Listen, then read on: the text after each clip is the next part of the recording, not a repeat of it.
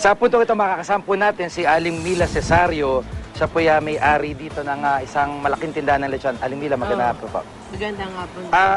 Yung tuwing Pasko talagang in demand ho yung inyong mga produkto. Oo. Apo. Talagang ito ang hinahanap talaga ng tao. Apo. Pag walang lechon, mahirap ang handaan. Parang kulang. Hindi natutuloy, parang kulang.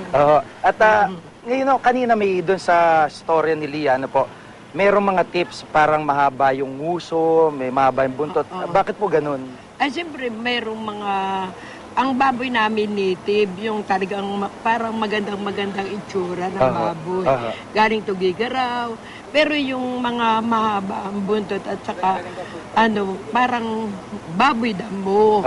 May baboy damo at saka yung halimbawa maigsi naman ang uso tapos parang malaki ang pig, puting baboy. Ano kay Bano ng lasa? Mas ay, ang native, ang talagang malinamnam. Ayun, Tapos yun range yung presyo po, naglalaro ho ba mula magkano yung medyo maliit lang, tamang-tama lang? Oo.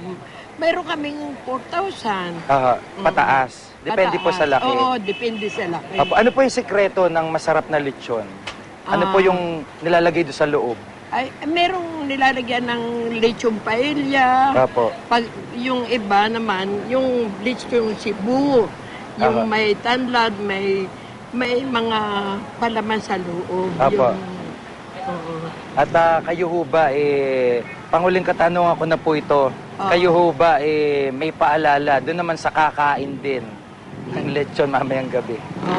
Ano paalala? Ay, ang paalala ko lang sa mga kakain ng lechon, kailangan kaunti lang ang kakainin. Kaunti lang. Mag-exercise sila bukas. Oo. Hindi masyadong marami.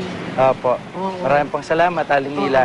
Si Aling Mila Cesario po, isa po sa mga may-ari ng tindahan ng lechon dito sa Lalomas.